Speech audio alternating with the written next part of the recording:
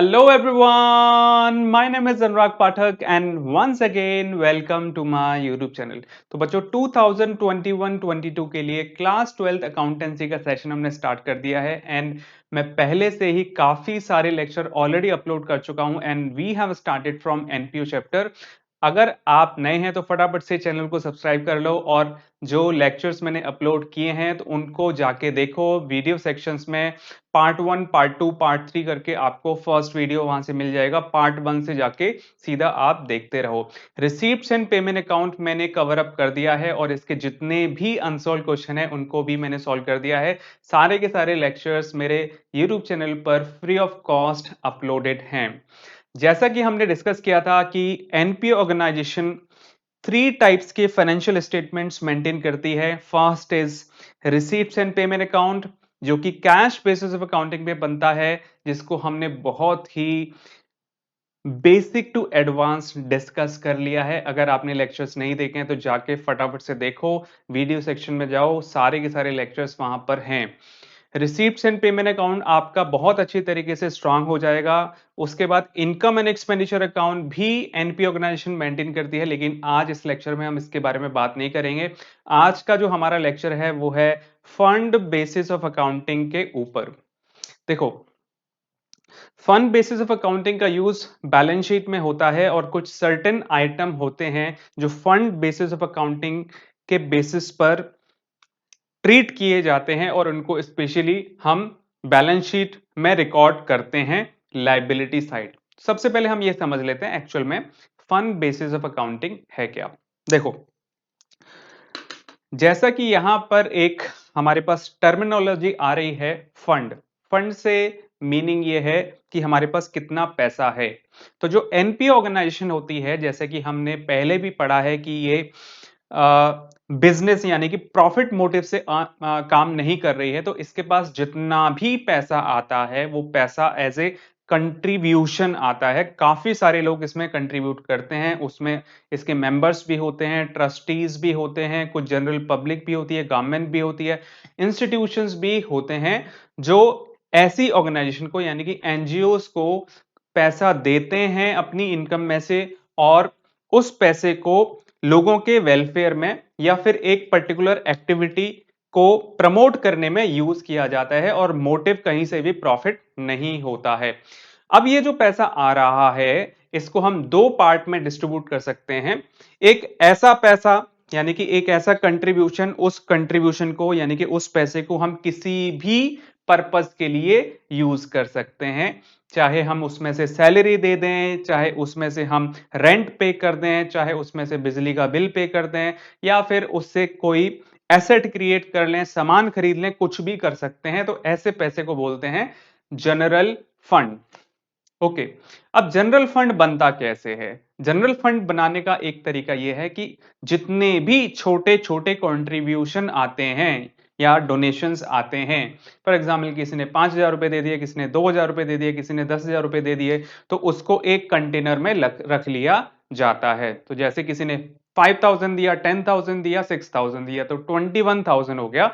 और जो डोनर है यानी कि जो कंट्रीब्यूटर है उसने बोला नहीं कि आप इस पैसे को किस पर्पस के लिए यूज करोगे, तो हमने क्या किया, एक कॉमन कंटेनर में सारा पैसा डाल दिया, उसको बोला हमने जनरल फंड। अब इस पैसे को हम किसी भी पर्पस के लिए यूज कर सकते हैं अकॉर्डिंग टू दी कन्वेनियंस, यानी कि हमें कहां पर पैसे खर्च करने की जरूरत है तो इस कंटेनर में से निकाल लेंगे, तो इसको बोला जाएगा जनरल फंड।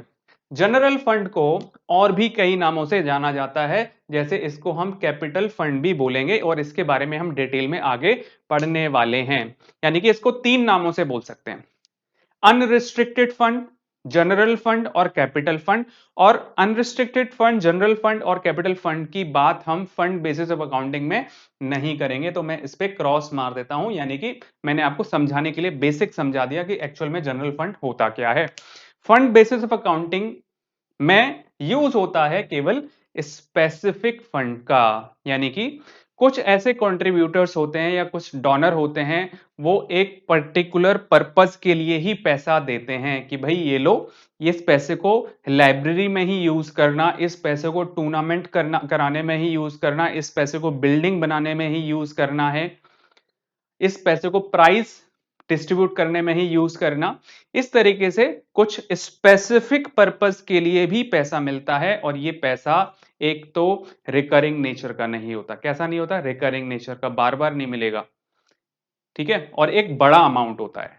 तो इस तरीके से स्पेसिफिक फंड को हम कैपिटल रिसीप्ट ट्रीट करते हैं। क्या ट्रीट करते हैं? कैपिटल रिसीप्ट ट्रीट करते हैं और इसको बैलेंस शीट में रिकॉर्ड किया जाता है liability side.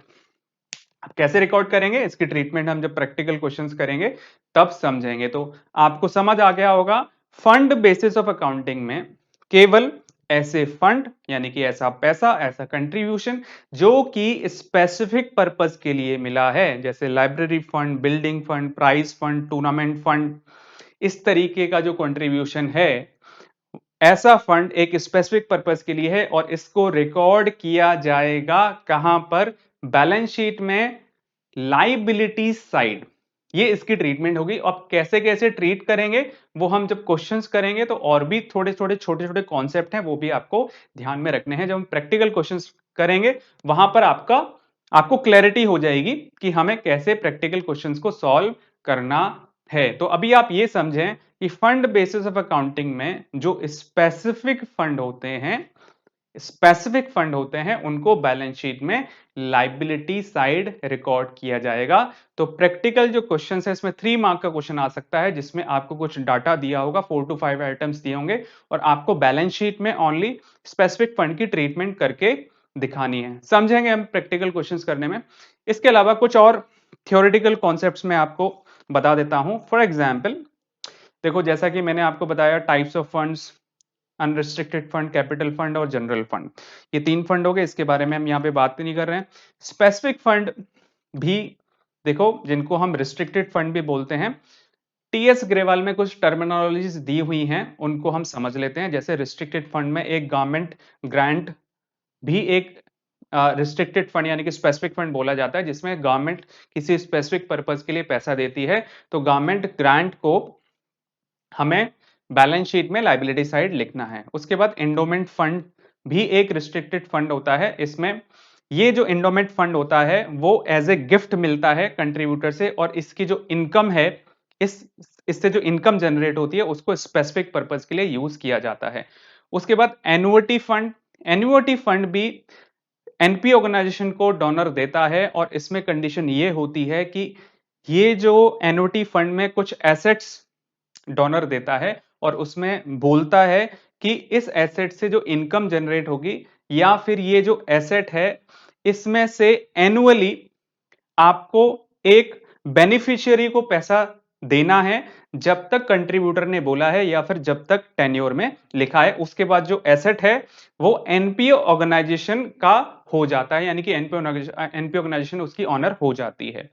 Fixed assets funds, fixed asset fund ऐसे फंड होते हैं जो कि पर्टिकुलर फिक्स्ड एसेट को बनाने के लिए मिलते हैं, जैसे building fund, library fund, correct, pavilion fund.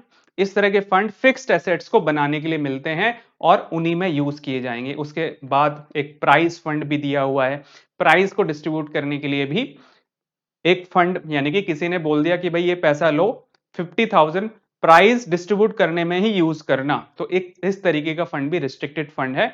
और रिस्ट्रिक्टेड फंड को ही स्पेसिफिक फंड बोलते हैं और इनको बैलेंस शीट में लाइबिलिटी साइड रिकॉर्ड किया जाता है because they are capital receipts, because they are capital receipts.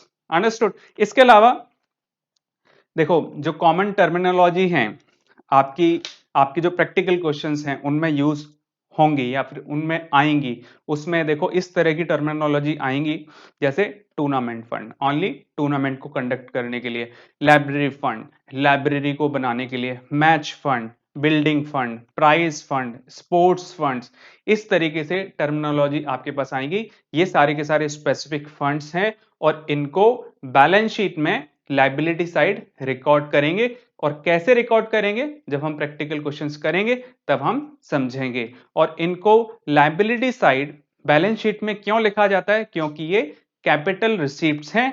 और कैपिटल रिसीप्ट्स क्यों हैं? क्योंकि एक तो ये नॉन रिकरिंग नेचर की हैं और एक ह्यूज अमाउंट है। कैसा अमाउंट है?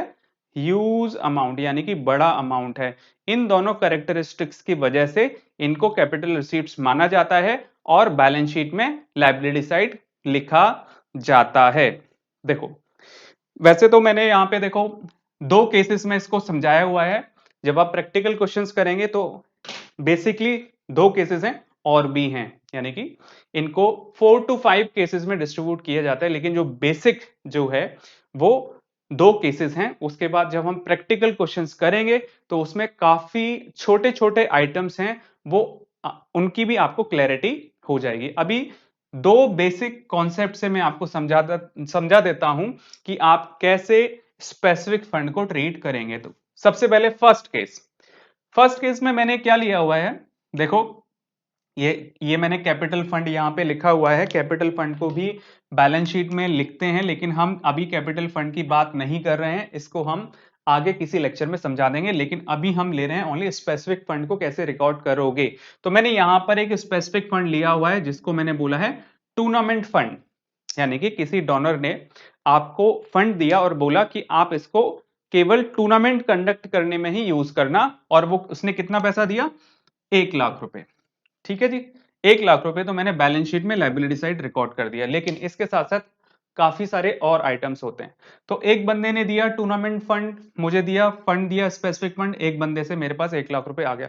फिर एक दूसरा बंदा आया, उसने भी बोला कि ये लो 50,000 रुपए और ले लो, इससे भी टूर्नामेंट फंड में लगा देना। तो मुझे ये वाला भी इसी में ऐड करना पड़ेगा। तो ऐड फर्दर डोनेशन, यानी कि टूर्नामेंट फंड आपके पास है, उसके अलावा और भी पैसा टूर्नामेंट फंड के लिए आ रहा है, तो उसको आपको उसमें ही ऐड कर देना है। अंडरस्टूड? अब तो 1 लाख रुपए और 50,000 रुपए ऐड हो जाएंगे, तो ये मैंने ऐड कर दिया। उसके बाद हमने टूर्नामेंट को कंडक्ट किया। टूर्नामेंट को जब कंडक्ट किया तो उसकी जो टिकट है वो हमने बेची, यानी कि सेल की। तो टिकट बेचने से भी पैसा आया, यानी कि आप कोई भी एक्टिविटी करेंगे, जिस एक्टिविटी के लिए आपको फंड मिला है, अगर आप वो एक्टिविटी करते हैं और उस एक्टिविटी से आपको अगर इनकम जनरेट होती है तो वो इनकम भी फंड का पार्ट बन जाती है।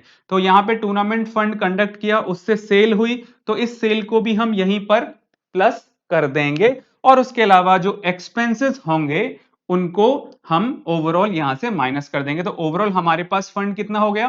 1 लाख प्लस 50,000 प्लस 10,000, यानी कि 1,60,000 हो गया। और 1,60,000 में से हमारा एक्सपेंसेस कितना हुआ है? 70,000 टूर्नामेंट को कंडक्ट कराने के लिए। तो हमारे पास कितना फंड बचा? 90,000, यानी कि टोटल हमारे पास अब 90,000 बचा हुआ है। तो ओवरऑल इसका जो रिजल्ट आया वो 90,000 हुआ। तो आप कॉन्सेप्ट क्या हो गया? कॉन्सेप्ट ये हो गया कि जो आपको फंड मिला है उसको लायबिलिटी साइड लिखा, उसके बाद जो फर्दर डोनेशन मिलेंगे टूर्नामेंट फंड के अगेंस्ट उसमें ही ऐड हो जाएंगे। जब आप वो एक्टिविटी करेंगे उससे जो इनकम जनरेट होगी वो भी इसी में ऐड हो जाएगी। उसके बाद इन सारा टोटल करके जो एक्सपेंसेस होंगे उनको माइनस कर दिया जाएगा।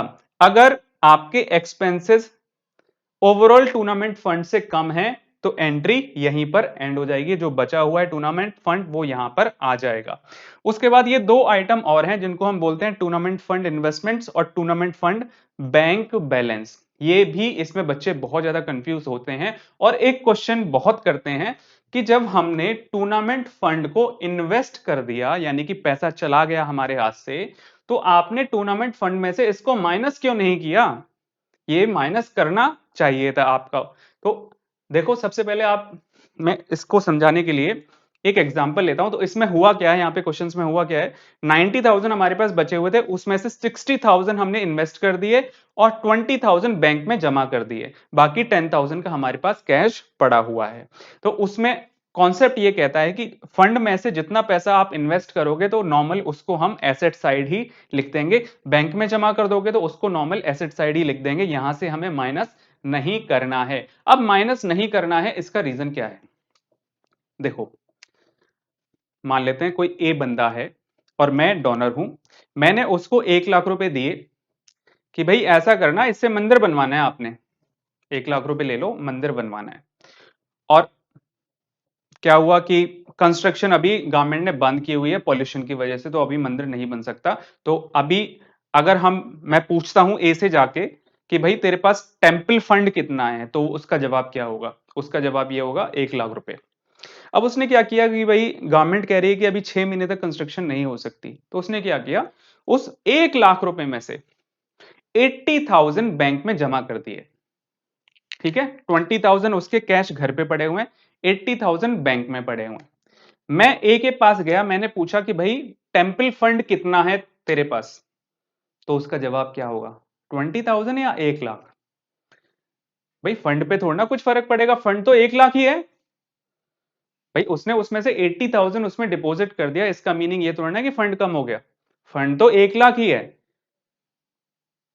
इशू यहां पर यह है कि उस 1 लाख में से 80,000 बैंक में पड़े हैं, 20,000 कैश में पड़े हैं। लेकिन जब हम फंड की बात करेंगे कि टेम्पल फंड कितना है, तो जवाब होगा 1 लाख रुपए। यानी कि फंड में से इन्वेस्टमेंट करने से कभी भी फंड कम नहीं होता, इसलिए हम इनको यहां से माइनस नहीं करेंगे, सिंपल एसेट साइड ही लिख देंगे।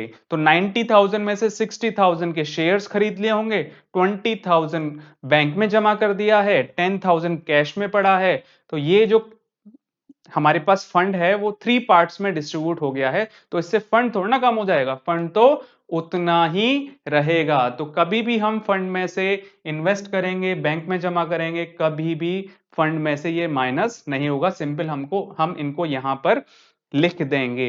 अच्छा, ये इन्वेस्ट कराने से एक इनकम भी जनरेट होती है। अगर क्वेश्चन में लिखा है कि इस इन्वेस्टमेंट से आपको 5,000 रुपए की इनकम जनरेट हुई है, तो वो इनकम को यहां पर ऐड कर दिया जाएगा, ऐड इनकम फ्रॉम इन्वेस्टमेंट, इसको यहां पर हम ऐड कर देंगे, उसके बाद एक्सपेंसेस माइनस करेंगे अगर इनकम दी हुई है तो। और इनकम के भी दो कॉन्सेप्ट है, कभी कभी एक्रूड भी हो जाती है इनकम, तो उसको भी हम देखेंगे जब क्वेश्चंस करेंगे, तब हम समझेंगे। यहां पर थोड़ा समझाना मुश्किल है क्योंकि घिचपिच हो जाएगी, मिक्स हो जाएगा सारा। तो अभी आप ये समझो कि इस इन्वेस्टमेंट से जो इनकम जनरेट होगी वो भी यहां पे प्लस हो जाएगी, और यहां बैंक बैलेंस से जो इंटरेस्ट मिलेगी वो भी यहां पर प्लस हो जाएगी, अगर क्वेश्चन में गिवन है तो। लेकिन मैंने यहां पर नहीं ली है।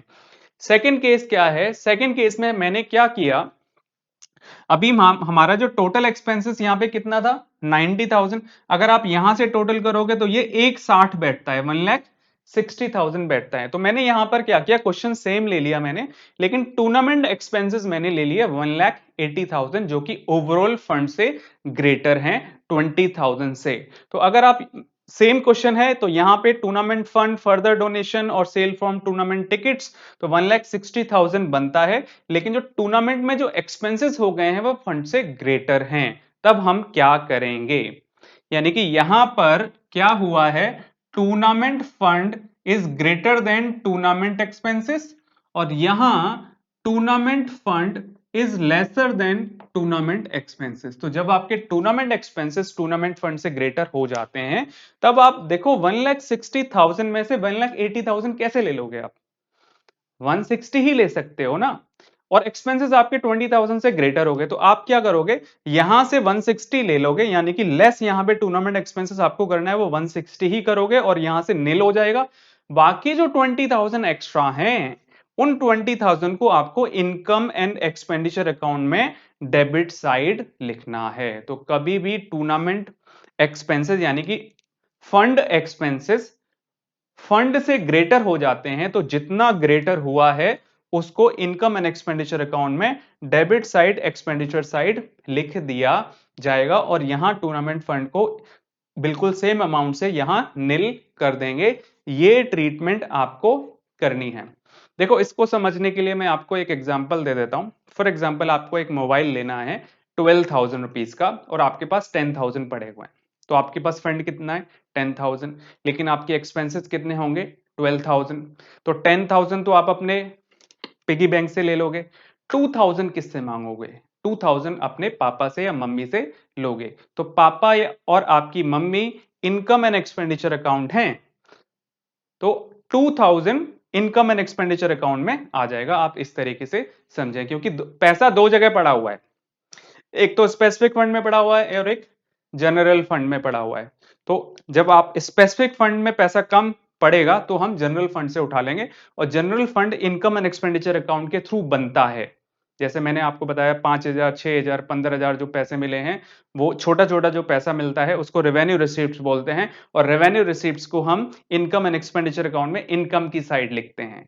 तो ये एक तरीके से यहां से जनरल फंड बनता है और उसको हम इसमें एडअप करते जाते हैं, ये हम आगे समझेंगे। एक तरीके से ये समझो स्पेसिफिक फंड के बाद हमने पैसा जनरल फंड से निकाला है, इसका मीनिंग ये है।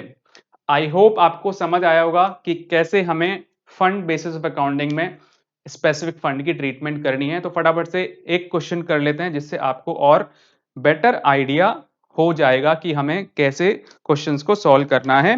तो ये एक इलस्ट्रेशन है 2021-22 की बुक है डीके गोयल, उसमें से मैंने एक स्क्रीनशॉट ले लिया है। छोटा सा क्वेश्चन है, इसमें फटाफट से मैं आपको समझा देता हूं कि कैसे आप ट्रीट करोगे। तो यहाँ पे देखो, आप देखोगे क्वेश्चन आपको दिख रहा होगा कि यहाँ पर मैच फंड है। मैच फंड कितना है? 4 लाख रुपीस। तो मैच फंड हो गया हमारा 4 लाख रुपीस। फिर उसके बाद इसमें फर्दर डोनेशन भी मिली हुई है 2,40,000, तो 2,40,000 इसमें हो जाएगा। फिर आपने मैच कंडक्ट किया, उसकी टिकट सेल हुई है 3,60,000, ये हो जाएगा। तो ओवरऑल ये हो जाएगा जी 4, 6, 3, 9, 10 लाख रुपए हो गए। फिर हमें इसको मैच एक्सपेंसेस से कंपेयर करना है, तो 8 लाख है, यानी कि हमारा जो मैच फंड है वो ग्रेटर है अभी भी मैच एक्सपेंसेस से। तो यहां पर जो ट्रीटमेंट होगी वो हो जाएगी लायबिलिटी साइड ही, क्योंकि मैंने बताया जब आपका टोटल फंड ग्रेटर है टोटल एक्सपेंसेस से तो ट्रीटमेंट लायबिलिटी साइड ही हो जाती है, हमें इनकम एंड एक्सपेंडिचर तक पहुंचने की रिक्वायरमेंट नहीं है। तो देख लेते हैं, फटाफट से इसका फॉर्मेट बनाते हैं। तो यहां पर मैं एक बैलेंस शीट का फॉर्मेट बना देता हूं आपके लिए। तो ये मैंने बनाया, ये हो गया जी। रेड इंक ले लेते हैं। ये मैंने बना दिया, इसको मैं यहाँ से अभी इरेज कर देता हूँ। वन सेकेंड होल्ड करो। ये मैंने यहाँ इसको इरेज किया और इंक ले ली मैंने रेड, और यहाँ मैंने ये फॉर्मेट बनाया। ये देखो जी, बैलेंस शीट का फॉर्मेट आपको बनाना है और 3 मार्क्स में इसका क्वेश्चन आ सकता है। ये मैंने बना दिया बैलेंस शीट का फॉर्मेट, और बैलेंस शीट में कोई डेबिट क्रेडिट नहीं आता, ऊपर आपको नॉर्मल लिखना है बैलेंस शीट एज एट 31 मार्च। ये डेट आपको क्वेश्चंस में गिवन होती है, गिवन नहीं है तो 31 मार्च करके बस इतना छोड़ दो, डैश डैश डैश। और यहाँ आपको लिखना है लेफ्ट हैंड साइड लाइबिलिटीज, ये तो पता ही है आपको, 11th क्लास में सीखा ही है बैलेंस शीट कैसे बनती है। तो ये एसेट्स और ये रुपीज, और यहाँ पर हमने चेक कर लिया था कि हमारा जो टोटल फंड है वो ग्रेटर है टोटल एक्सपेंसेस से, तो इस केस में लाइबिलिटी साइड ही एंट्री होगी। तो आपने क्या करना है, सबसे पहले तो आप ऐसा करो, यहां पर लिखो मैच फंड हमारे पास कितना था। तो ये मैच फंड मैंने लिखा 4 लाख रुपीस, और यहां पर हम कर देंगे add donation for match fund. तो डोनेशन फॉर मैच फंड 2,40,000, और उसके बाद फिर आपने मैच किया, तो मैच को कंडक्ट किया तो उससे सेल हुई मैच टिकट्स की, तो ये जो इनकम है ये भी यहाँ पर एडअप हो जाएगी 3,60,000। तो ओवरऑल ये जो टोटल है ये बनता है 10 लाख रुपीस, और इसमें से फिर हम मैच एक्सपेंसेस को माइनस कर देंगे। तो ये मैच एक्सपेंसेस हमने माइनस किया 8 लाख रुपीस, और ये टोटल कितना हो जाएगा, 10 में से 8 गए, 2 लाख रुपए बच रहे हैं। तो इस तरीके से इतनी ट्रीटमेंट करके आपको छोड़ देनी है, क्योंकि ओवरऑल बाकी आइटम्स तो आपको दे ही नहीं रखे ना, बस इतना करके आपको छोड़ देना है। ये ट्रीटमेंट हो गई और 3 मार्क्स आपको इसमें मिल जाएंगे। तो अगला क्वेश्चन करते हैं। अगला क्वेश्चन भी ये इलस्ट्रेशन 6 है डीके गोयल की बुक का। तो इसमें आप चेक करें पहले कि हमारे टूर्नामेंट जो फंड हैं, टूर्नामेंट फंड ग्रेटर हैं टूर्नामेंट एक्सपेंसेस से, या फिर टूर्नामेंट एक्सपेंसेस टूर्नामेंट फंड से ग्रेटर हैं। तो पहले ये इस्टेब्लिश कर लेते हैं, उसके बाद हम क्वेश्चन करेंगे। तो टूर्नामेंट फंड देखो 5 लाख रुपए हैं, फिर डोनेशन 1,20,000, और फिर टूर्नामेंट की टिकट सेल हुई है। तो ओवरऑल देख लेते हैं, 5, 6, 7, 7,70,000 बन रहा है, लेकिन जो एक्सपेंसेस हैं वो 8 लाख बन रहे हैं। यानी कि हमारा ये वाला केस हो गया सेकंड केस, इसमें एक्सपेंसेस जो हैं फंड से ग्रेटर हैं, तो यहाँ पे बैलेंस शीट भी बनानी होगी और इनकम एंड एक्सपेंडिचर अकाउंट का फॉर्मेट बना के एक्सपेंडिचर साइड आपको एक्सेस भी लिखना है। तो देखते हैं कैसे लिखेंगे, फटाफट देखो यहाँ पर। तो मैं दो फॉर्मेट आपको बना के यहाँ पर दिखाता हूँ और यहाँ पे डेट दी हुई है कब का बनाना है हमें, club for the year ended and 31st March. How will the following information presented in the financial statement of the club for the year ended 31st 2000 and 31st March 2019?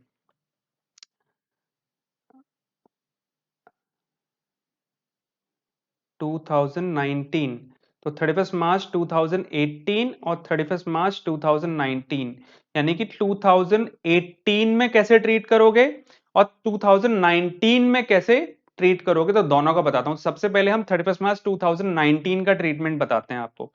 देखो कितना अच्छा क्वेश्चन है, हल्का सा इसने ट्विस्ट कर दिया है, कुछ नहीं है। तो सबसे पहले 2019 का देखते हैं। तो ये बनाया हमने फॉर्मेट किसका, ये बनाया बैलेंस शीट का। तो ये बैलेंस शीट का फॉर्मेट बन गया है और हम यहाँ ऊपर लिखेंगे balance sheet as at 31st March 2019 का बना रहे हैं। और मैंने यहाँ पे लिखा लाइबिलिटी साइड रुपीस और ये एसेट्स और ये रुपीस। तो सबसे पहले फंड देख लेते हैं टोटल कितना है।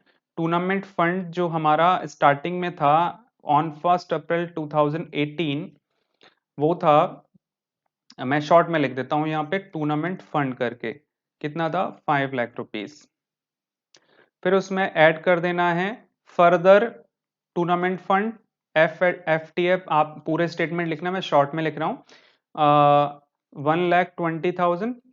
और फिर आपने टूर्नामेंट फंड कंडक्ट किया तो उसके टिकट से सेल ऑफ टूर्नामेंट टिकट्स, ये भी इनकम जनरेट हुई है, इसको भी इसी में ऐड कर देंगे। तो ओवरऑल हमारे पास हो गया 7,70,000, 7,70,000। और इसमें एक्सपेंसेस कितने बनते हैं, वो 8 लाख रुपए बनते हैं, जो कि ग्रेटर हैं इससे। तो हम क्या करेंगे, यहाँ पर केवल यहां से 7,70,000 ही ले सकते हैं, इससे ज्यादा तो यहां से ले ही नहीं सकते हम। और इसको यहां हम नील कर देंगे, यानी कि नील हो गया, ओवरऑल कुछ भी नहीं बचाना, यहाँ पे डैश लेकर नील कर दिया हमने। अब बाकी जो पैसा है 30,000, वो हमें लेना पड़ेगा इनकम एंड एक्सपेंडिचर अकाउंट से। इसके लिए हमें इनकम एंड एक्सपेंडिचर अकाउंट का फॉर्मेट बनाना पड़ेगा। ये मैंने बनाया फॉर्मेट, ये लो जी। यहाँ पे लिखना पड़ेगा आपको डेबिट और क्रेडिट।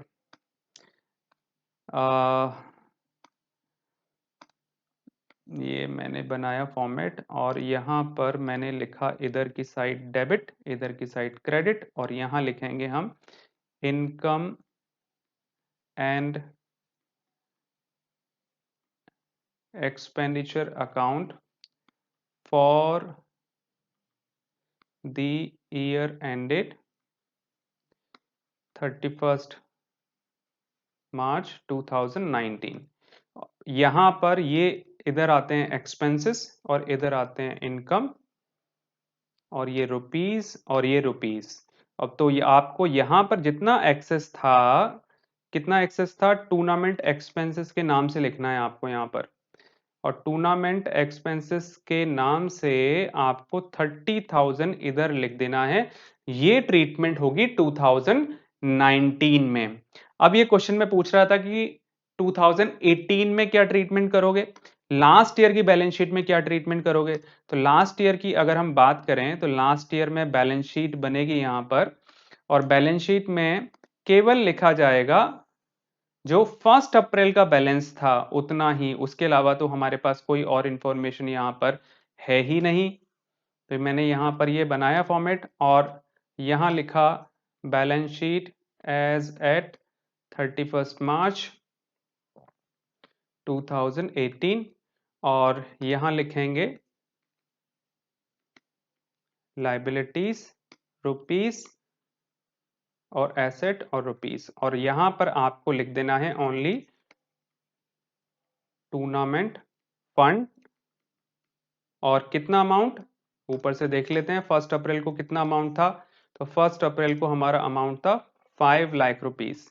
तो 5 लाख रुपए को आपको यहाँ ओनली लिखना है, इसके अलावा कोई भी ट्रीटमेंट नहीं होगी। इस तरीके से आपको 2018-2019 के लिए fund basis of accounting practice करनी है। तो चलो देखते हैं, एक और क्वेश्चन देखते हैं। यहां मैंने एक और क्वेश्चन लिखा है, ये टीएस ग्रेवाल का क्वेश्चन है, इलस्ट्रेशन 8।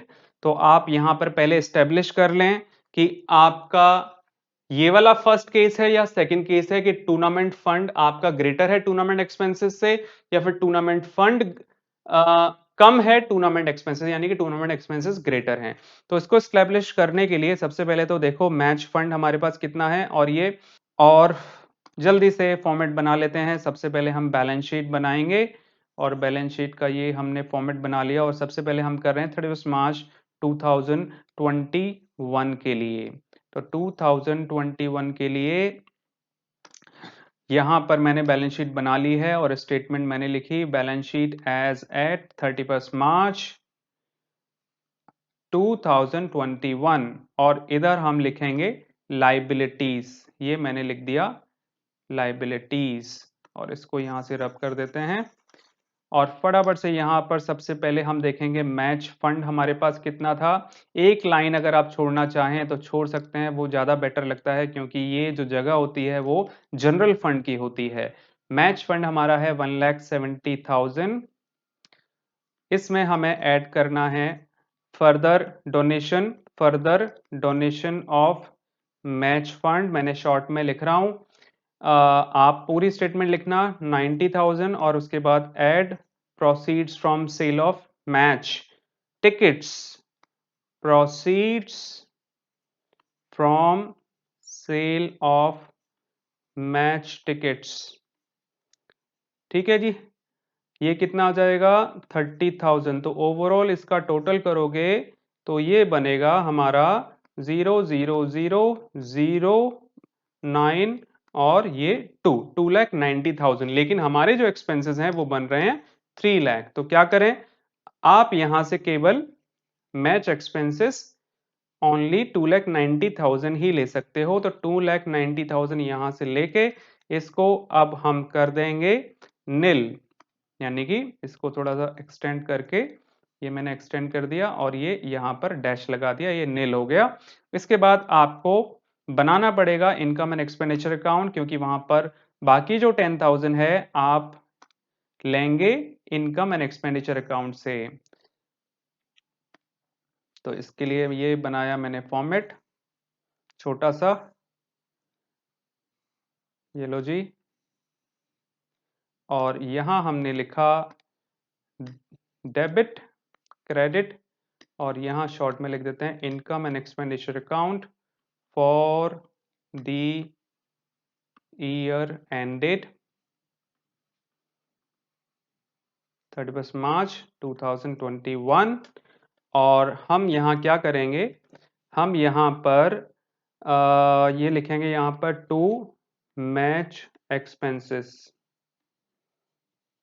मैच एक्सपेंसेस 10,000 लिख के बस छोड़ देंगे। ये हमारी ट्रीटमेंट हो गई किस ईयर के लिए, किस ईयर के लिए 2021 के लिए। अब ट्रीटमेंट हमें करनी है 2020 के लिए।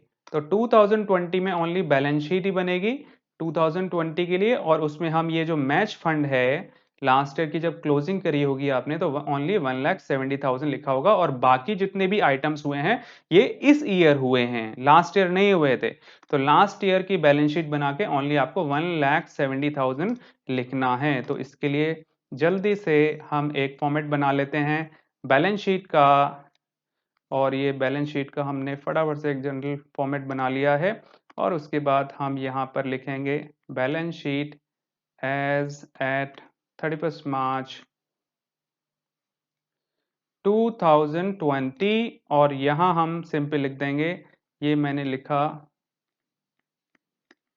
लाइबिलिटीज रुपीस, और ये एसेट्स और ये रुपीस, और यहां हम लिख देंगे मैच फंड। क्या लिख देंगे, मैच फंड, और मैच फंड कितना लिख देंगे 1,70,000। ये ट्रीटमेंट हमारी दोनों ईयर्स की हो जाएगी, क्योंकि लास्ट ईयर ओनली हमारे पास 1,70,000 ही था। तो ये हो गए, एक आपको बेसिक आइडिया हो गया। एक क्वेश्चन ये भी है इलस्ट्रेशन 7, ये एक अलग लेक्चर में कर लेंगे। आपको एक आइडिया हो गया होगा कि कैसे हमें ट्रीटमेंट करनी है। जो हम क्वेश्चंस करेंगे अब हम, तो क्वेश्चंस में 2 या 3 ट्रीटमेंट और हम सीख लेंगे। वो ट्रीटमेंट क्या होंगी? एक तो ये जो इन्वेस्टमेंट करते हैं या जो यहाँ से जो इंटरेस्ट मिलती है उसको हम यहाँ पर ऐड करते हैं, और अगर कोई इंटरेस्ट या फिर इनकम एक्रूड हो जाती है तो उसको हमें कैसे ट्रीट करना है, वो आने वाले लेक्चर में हम सीखेंगे। यानी कि अब हम 3 या 4 क्वेश्चंस करेंगे जिसमें हम और थोड़े बहुत जो आइटम्स होते हैं फंड बेसिस ऑफ अकाउंटिंग में, उनको सीख लेंगे। आई होप ये लेक्चर आपको समझ आया होगा, and thank you very much for watching this video.